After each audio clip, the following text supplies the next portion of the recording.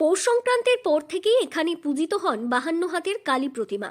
এই প্রতিমার আকারও যেমন বিশাল, তেমনই তার রূপ। বহু দূর দূরান্ত থেকে মানুষ এখানে আসেন নানা প্রার্থনা নিয়ে। স্থানীয়দের বিশ্বাস, মা 52 হাত দিয়ে তার ভক্তদের আশীর্বাদ করেন, কাউকেই ফেরান না খালি হাতে।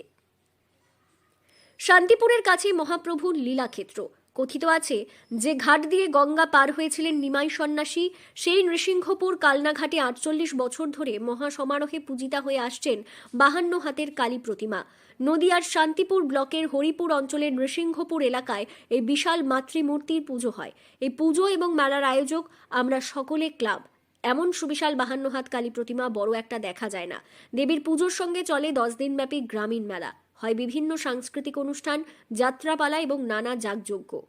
আমাদের এটা 48তম বর্ষ পড়লো। আর এবার উদ্বোধনী সঙ্গীত আমাদের শ্যামা সঙ্গীত, উদ্বোধনীতে শ্যামা সঙ্গীত থাকবে, সঙ্গে ইমন্তিকা কুণ্ডু যে আছেন, রূপাশে ইমন্তিকা কুণ্ডু, তিনি ভার্সেটাইল সিঙ্গার, তিনি শ্যামা সঙ্গীত দিয়ে এবার উদ্বোধনটা আমরা করছি।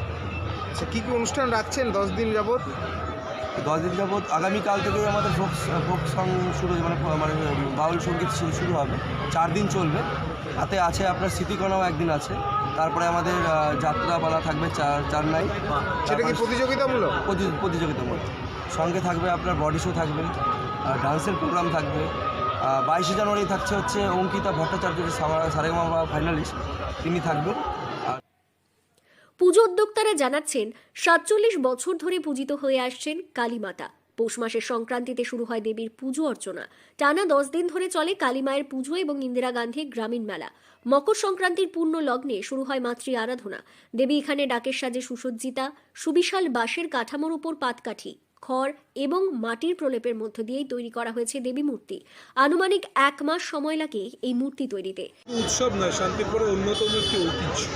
48 বছরে পদার্পণ করলো আজকের এই 52 হাত কালী পুজো।